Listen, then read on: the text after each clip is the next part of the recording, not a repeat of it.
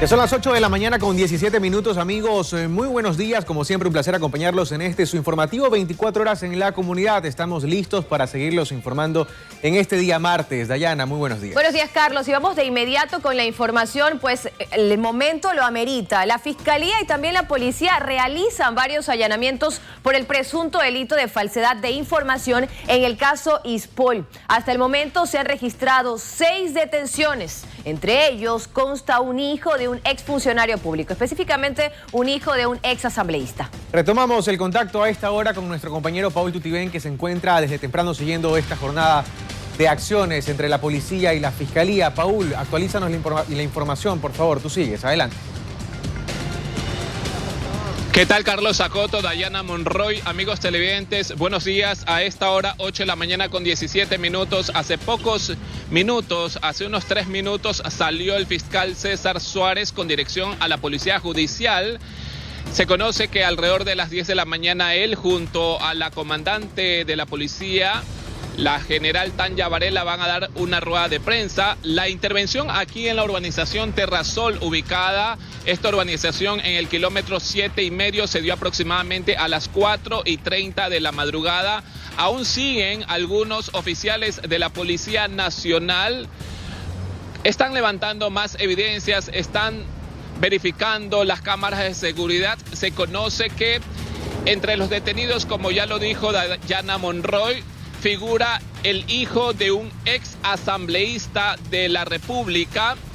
Él fue detenido aquí en su vivienda ubicada en esta urbanización en el kilómetro 7,5 de la vía a San Borondón.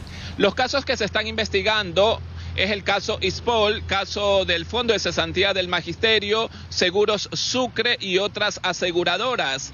Las investigaciones previas abiertas por falsedad de información en el sistema de valores, ya la Fiscalía más temprano lo dio a conocer en su cuenta de Twitter. En Guayas se realizaron 11 allanamientos, van 6 detenidos, se han levantado computadoras, celulares y documentación como resultado de la investigación por presunto delito de falsedad de información. Más temprano, el teniente coronel Juan Pablo Luna, de la Policía Judicial de la Zona 8, se pronunció al respecto sobre las intervenciones ejecutadas que iniciaron alrededor de las 2 de la madrugada y aún siguen. Escuchemos. ¿Cuántos allanamientos y cuántos detenidos van por el momento? Bueno, en coordinación con Fiscalía estamos procediendo a dar cumplimiento a las boletas de allanamiento y a las órdenes de allanamiento y las boletas de detención. Son 11 allanamientos y 9 boletas de detención. ¿Qué se investiga por el momento? Bueno, en este caso se trata de unas investigaciones previas abiertas por falsedad de información en el sistema del mercado de valores. ¿Se han levantado evidencias? Sí, están levantando evidencias conjuntamente con los equipos técnicos de criminalística de la policía y con Fiscalía. Se conoce que dentro de las investigaciones es a nivel nacional los operativos. Las investigaciones que se han realizado aquí este rato están cubriendo los cantones de Daule, San Borondón y Guayaquil. La mayoría de las intervenciones fueron ejecutadas en Ambato, en Quito y aquí en la provincia del Guayas. Lo que puso la Fiscalía en su cuenta de Twitter, como lo pueden ver en pantalla, aquí en Guayas, 6 detenidos, computadoras, celulares y documentación. Es el resultado de los 11 allanamientos liderados hoy por la Fiscalía aquí en el kilómetro 7,5 de la vía a San Borondón. Justamente en la urbanización Terrasol habría sido detenido el hijo del ex asambleísta de la República. En este momento ya habría sido llevado a la Policía Judicial y a las 10 de la mañana la comandante general Tanya Varela daría la rueda de prensa. Se conoce que en este momento incluso una oficina ubicada en el centro de Guayaquil estaría siendo intervenida como parte de la investigación. Es la información que se maneja por el momento. Nosotros en los noticieros del mediodía vamos a ampliar la información. Dayana, Carlos Acoto, ustedes tienen más noticias en estudios. Buenos días, Paul, gracias por tu informe. Es información en desarrollo porque los allanamientos continúan. Es el caso Ispol, solo para poner un poco de contexto. Eso nos remonta a junio de 2020, cuando la entonces ministra de Gobierno, María Paula Romo, se reunió con la fiscal general del Estado Diana Salazar, y le compartió información en torno a inversiones irregulares que dijo estarían pues en manos de privados y donde no se sabe el destino de los fondos. Una investigación que también deriva procesos aparte en Estados Unidos. Sí, el riesgo sería de más de 800 millones de dólares, el perjuicio, han dicho las autoridades, ¿no? A mí realmente lo que me llama mucho la atención es que en este momento haya detenidos es esa duda que existía sobre algunas personas sobre si esto era delito o simplemente era un riesgo en el momento en el que ellos fueron a invertir. Existían esas teorías, ¿no? Aquí ya usted ha visto que existen detenidos, no sabemos si son para investigaciones, es decir, durante 24 horas, pero vamos a estar pendientes de lo que se desarrolle y vamos a estar pendientes también de esos otros allanamientos que muy bien narraba Paul Tutibén se están realizando en el centro de la ciudad de Guayaquil. Son las 8 de la mañana con 22 minutos, amigos, y vamos a hablar de otro tema, de la pandemia del COVID-19 que aún continúa aquí. Ante la disminución de casos de contagios de COVID-19 y la desocupación de camas UCI, es importante revisar cómo se encuentra la situación en los diferentes hospitales. Yo la escuchaba a Valery Villalba más temprano y ella decía, sí, existe una reducción, pero tampoco tenemos que confiarnos. Sí, es una mejoría relativa y hay que acentuar esa palabra, relativa. Nos contactamos de inmediato con Valery Villalba, quien se encuentra en el Teodoro Maldonado Carbo, hospital del IES en el sur de Guayaquil, y nos tiene más información. Valery, muy buenos días. Tú sigues, adelante. Sí, ¿qué tal, compañeros? ¿Cómo están? Muy buenos días. Efectivamente, se ha dado una libertad, un leve respiro, pero no quiere decir que la situación ya ha finalizado. Y es por eso que seguimos aquí en el Hospital Teodoro Maldonado Carbo para seguir conversando sobre la situación de esta casa de salud en vista de estas cifras que, como lo decía, se mencionan como un leve respiro ante esta situación. Nos acompaña todavía el doctor Ricardo Soto, justamente encargado del área crítica, para seguir hablando de cómo se encuentra la casa de salud. Estamos en la zona de parada. Sí. ¿Qué significa esta zona y cómo se encuentra ahorita con pacientes COVID? Bueno, en realidad el área de parada es aquella área en la cual vienen pacientes totalmente críticos, pacientes graves. Es la primera instancia donde acuden nuestros pacientes. Son atendidos por un equipo especializado con médicos intensivistas y médicos generales con alta experiencia en manejar pacientes críticos. Se le dan las primeras medidas del caso. Si hay que intubar al paciente, se le intuba. Si hay que darle la asistencia respiratoria y mecánica, se la hace, para luego definir el diagnóstico del paciente y cuál es la posición del mismo ante las áreas donde ameritan ingresarse, ¿no? Entonces aquí tenemos pacientes COVID y pacientes no COVID. En los últimos días, como sabemos, ha disminuido los casos de pacientes COVID, por lo tanto el repunte es de pacientes no COVID, tomando en consideración que nuestro hospital es de especialidades. Manejamos como tal el tercer nivel de complejidad y manejamos pacientes con amplia experiencia como tal y con expectativas que nosotros como tal tenemos es salvarle la vida a ellos, ¿no? Nosotros tenemos 36 camas de pacientes COVID, cuidados intensivos, y 35 no COVID, y ahora se ha incrementado como tal la incidencia de este tipo de pacientes. Bueno, por supuesto, todo se complica a medida de que vaya avanzando el tiempo. ¿Cuántas camas hay disponibles en el área UCI, pero COVID? COVID como tal, 2 camas disponibles. En lo que es UCI no COVID no tenemos ningún espacio. Ahora, importante entonces seguir recomendando a la ciudadanía que tenga responsabilidad, que siga siendo consciente y que eviten las reuniones, porque así como esto va relajándose un poquito, va suavizándose el tema de los casos, van bajando efectivamente las cifras, así como bajan también pueden subir, especialmente por la irresponsabilidad de la ciudadanía. Bueno, es que hay que tomar en consideración algo, no se ha terminado el COVID como tal. Los pocos casos que ingresan son pacientes muy graves, infiltrados totalmente, tomados sus pulmones entre un 85, 90, 95%, lo cual da un margen de un pronóstico muy reservado en estos casos. Por lo tanto, hay que seguirnos cuidando, hay que seguir manteniendo las medidas que se han implementado durante todo este año, porque de lo contrario, lastimosamente, seguirán habiendo casos complicados y, como sabemos, el COVID ha venido quizás a quedarse. Perfecto, muchísimas gracias, doctor. Es el doctor Ricardo Soto, encargado del área crítica del Hospital Teodoro Maldonado Carbo, para darnos un poco más de luces sobre la situación de esta casa de salud frente al COVID-19. Como decíamos, si bien las cifras han disminuido, la tasa de contagios también, el área de ocupación de camas UCI en general, en toda la red hospitalaria, 75%, por supuesto, pero por ejemplo, aquí en esta casa de salud únicamente hay 2 camas disponibles en la unidad de cuidados intensivos de COVID, así que es la situación que podemos comentarles a esta hora, compañeros. Ustedes tienen más. Buen día. Muchísimas gracias, Valeria. Es importantísima esa precisión que hace Valeria Villalba, ¿no? En esa casa de salud, en el Teodoro Maldonado Carbo, que es una casa donde realmente se ha recibido la mayor cantidad de pacientes con COVID, hay solo 2 camas disponibles. Eso debemos tener aquí en la cabeza durante esta flexibilización que ya ha decidido tomar el municipio de Guayaquil. El COVID-19 todavía está con nosotros y va a depender de eso, que nos quedemos en alerta 1 o que comenzamos a subir también de alerta, y precisamente de ese tema vamos a hablar ahora. Sí, es que Guayaquil pasó a nivel de alerta 1 tras registrar una disminución de la incidencia del virus en la urbe. Con ello se eliminó la restricción vehicular, aumentaron también los aforos y los horarios de operación. Para Guayaquil hay buenas noticias. La pandemia ha disminuido su incidencia. En la última semana hubo una ligera tendencia a la baja en el número de casos confirmados de COVID-19. Se pasó de 2,2 a 1,8 contagios por cada 10.000 habitantes. La ocupación de camas UCI también se redujo al 75%. Primera vez en los últimos 5 meses y medio que tenemos esa tasa de ocupación UCI. Las muertes diarias son solo 7 en promedio, por lo que el nivel de alerta en la ciudad cambió. Este lunes pasó a 1, lo que significa una flexibilización de medidas.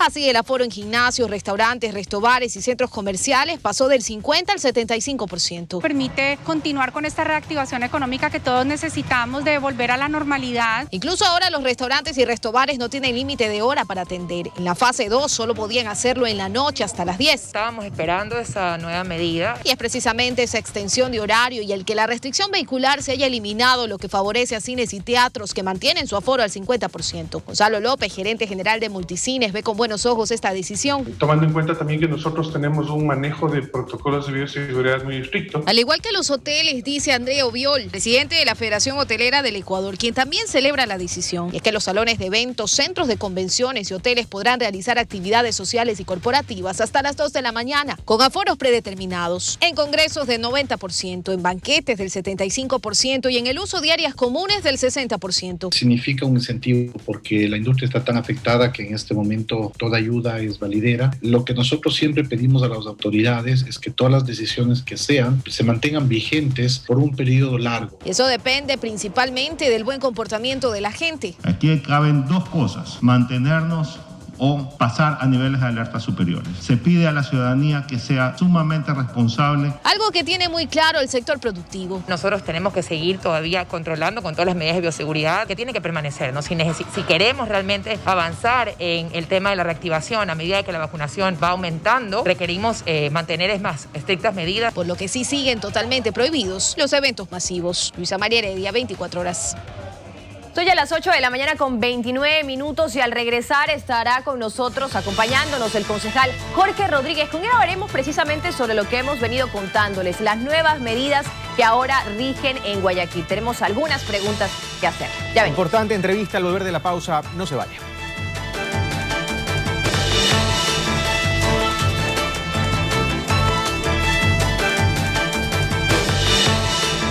Exactamente las 8 de la mañana con 33 minutos y como decíamos, ya está con nosotros el concejal Jorge Rodríguez. Con él vamos a hablar sobre las medidas que desde ayer ya forman parte del nuevo Guayaquil y bueno, ¿y qué representa esto para la reactivación económica también? ¿Cómo le va? Buenos días. Buenos días, Dayana. Carlos, a sus órdenes, aquí estamos. ¿Qué tal, Jorge? Gusto saludarte. Hace una semana teníamos información que nos asustaba un poco. Se decía que habíamos retrocedido un poco en el tema de los contagios aquí en Guayaquil, pero ayer lunes se dio noticias positivas. ¿Qué cambió de una semana a otra que les permite tomar esta decisión de pasar a fase 1? A ver, según la planificación, hay 3 indicadores que nos permiten tomar esta decisión. Y la semana pasada había 2 que no quiero decir se dispararon, que habían subido. Es el número de muertes, que teníamos 11, ¿sí? Para estar en alerta 1 tenemos que tener menos de 10. Y el otro es la ocupación de camas UCI, que subió a 88% después de estar en 85%. Esta semana bajó a 75%. El tema de la tasa de contagios estaba menos de 2 y ahora se mantiene menos de 2. Entonces, por eso hay una decisión en este sentido de colocarnos en alerta epidemiológica 1. Ahora, esto es un proceso que viene de manera sostenida, ¿no? No es que hay un pico hacia abajo y el municipio apuradamente toma esta decisión. Nosotros ya esperábamos esta disminución por lo que venía pasando, ¿no? El virus no tiene esos sobresaltos, realmente tiene un comportamiento bastante sostenido en donde sube, pero suben todos los indicadores, o bajan todos los indicadores. Venían bajando ya por lo menos 3 semanas y ahora ayer se ha tomado la decisión en aras de la reactivación. Sí, concejal, pero no se puede negar que hay 7 muertes por día aún, 7 familias que han perdido a sus familiares por día. el día de ayer, antes de ayer, y también que en este momento, como escuchábamos al gerente del Hospital Teodoro Maldonado Carbo, hay solo 2 camas en las unidades de cuidados intensivos. ¿No es muy pronto? ¿No tomaron esta decisión muy pronto? ¿No temen lo que pueda pasar el día de mañana? Tenemos que estar planificando lo que pueda pasar, midiendo el comportamiento del virus, y en caso de que el tema se dispare, pues habrá que tomar otras decisiones. Yo te replanteo la pregunta, ¿no? Yo creo que preguntarle si es muy pronto a la gente que se está reactivando en este momento, te van a contestar que no, que lo venían esperando, que venían trabajando para eso, que están listos, que se han preparado, que han adaptado normas de bioseguridad y que quieren la oportunidad de producir lo que no han podido en año y medio casi. Entonces, yo creo que este capítulo en el que entramos ahora, que es un capítulo diferente, que es el capítulo de la reactivación, tiene que motivarnos a no relajarnos y peor, ser indisciplinados, sino tiene que motivarnos a cuidarnos entre todos y a ser mucho más responsables como ciudadanos.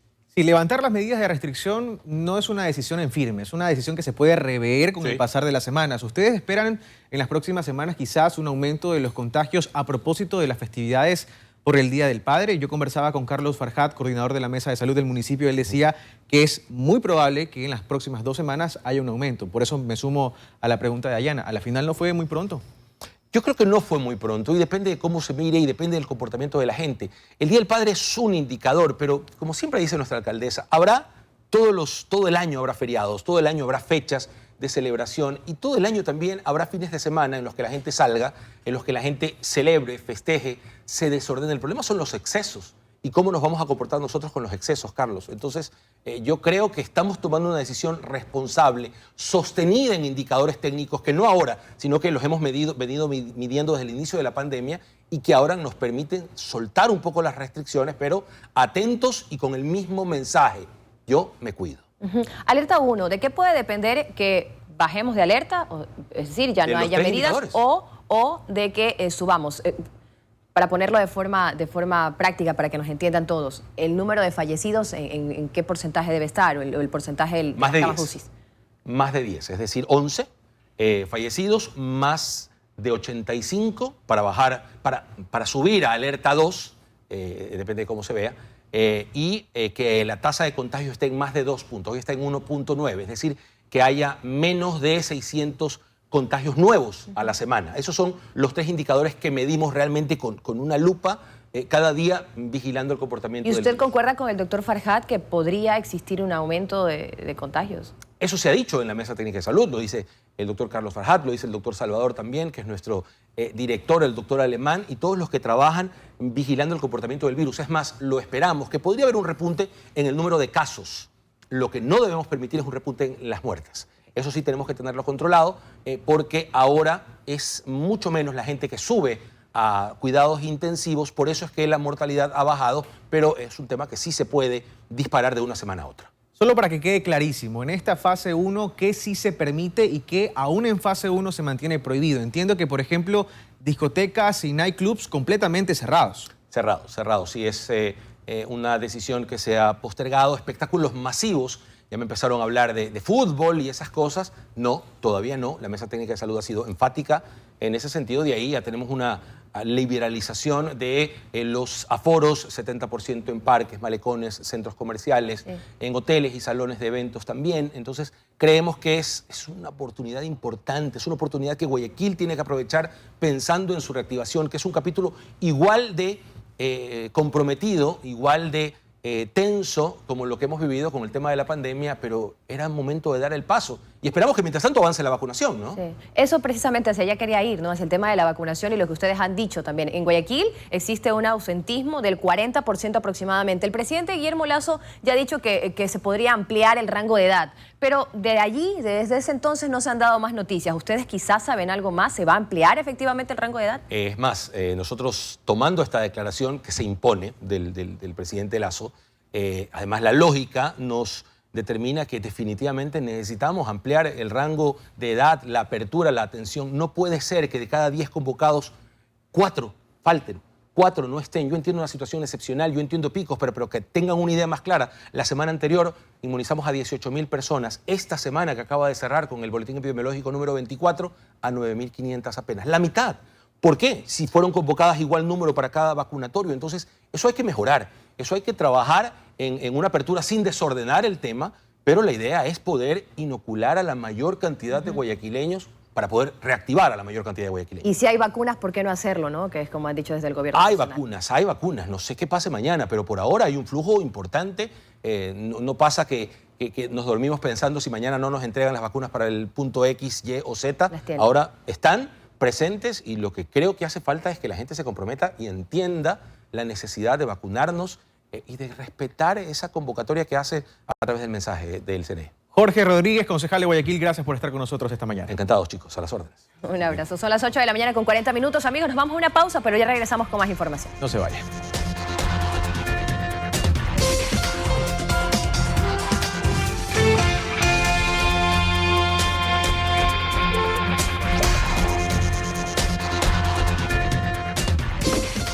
Son ya las 8 de la mañana con 42 minutos, amigos. Gracias por continuar con nosotros. Tenemos más información. Una jueza de Pichincha anuló todo el proceso por delincuencia organizada que se ha seguido en contra de Abdalá Bucaram Ortiz, su hijo Jacobo y otros implicados en la comercialización irregular de pruebas para COVID-19. Nuestra compañera Luisa María Heredia nos informa.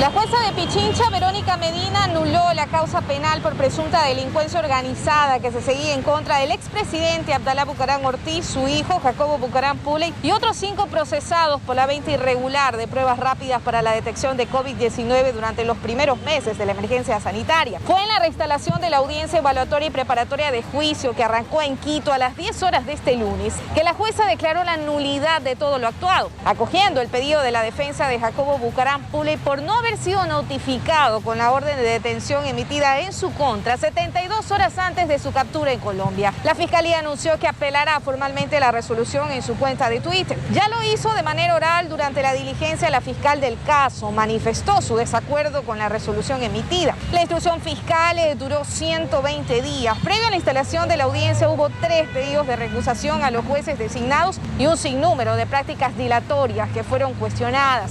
Ahora lo resuelto por la jueza Verónica Medina no fue considerado por la defensa de los Bucaram como un logro para ellos, sino como una aplicación del debido proceso. Los abogados insisten en que se vulneraron los derechos de Jacobo Bucaram Puley y en que Fiscalía no ha respetado el debido proceso en esta causa. César Valencia, defensor de uno de los procesados, Brian Pérez, empresario quiteño, aprovechó la diligencia para manifestar que su cliente fue el denunciante del hecho y que pese a ello fue vinculado a la instrucción fiscal por posible delincuencia organizada. Ratificó su postura de víctima de la estafa, ya que sería él el propietario de las cajas con pruebas para coronavirus que fueron incautadas en un operativo policial y que estaban en manos de los israelíes Sheyman Oren y Shai Dahan, este último asesinado en la penitenciaría del Litoral. Según el abogado, la defensa pidió que se investigue la probable estafa que sufrió Brian Pérez, pero no se analizaron las evidencias, por lo que considera acertada la nulidad del proceso y anuncia que emprenderá acciones legales por la afectación que ha sufrido su cliente. 2 exagentes metropolitanos de tránsito que se declararon culpables también fueron procesados en este caso, pero se sometieron al procedimiento abreviado, por lo que ya cumplían sentencia. Pero la resolución de la jueza Verónica Medina también alcanzaría a esos 2 sentenciados y Fiscalía tendría que volver a investigar el caso. Y bueno, hay más decisiones controversiales. Un juez de lo penal de Milagro absolvió al ciudadano mexicano que fue detenido el pasado 27 de abril tras el aterrizaje de 2 avionetas ilegales en una azucarera de ese cantón. El extranjero era indagado por presuntas actividades ilícitas. Las avionetas fueron incautadas por ingresar al país de forma ilegal. Al interior de las aeronaves, la policía encontró más de 1000 galones de gasolina en un avión. La Fiscalía señaló que presentó todos los elementos que demostrarían la responsabilidad penal del ciudadano y apelarán esta decisión ante el juez. Y agentes de antinarcóticos decomisaron 505 bloques de cocaína que se encontraban ocultos en 14 sacos de yute en un contenedor en el puerto marítimo de Guayaquil. Este cargamento tenía como destino Centroamérica. Mientras que en una hacienda privada ubicada en Zapotillo, Loja, la policía decomisó 400 bloques de marihuana. Se presume que este alcaloide se pretendía enviar a Perú. En estos 2 operativos se incautó cerca de 1 tonelada de droga. No se registraron personas detenidas en estas intervenciones hechas por las autoridades de la Policía Nacional.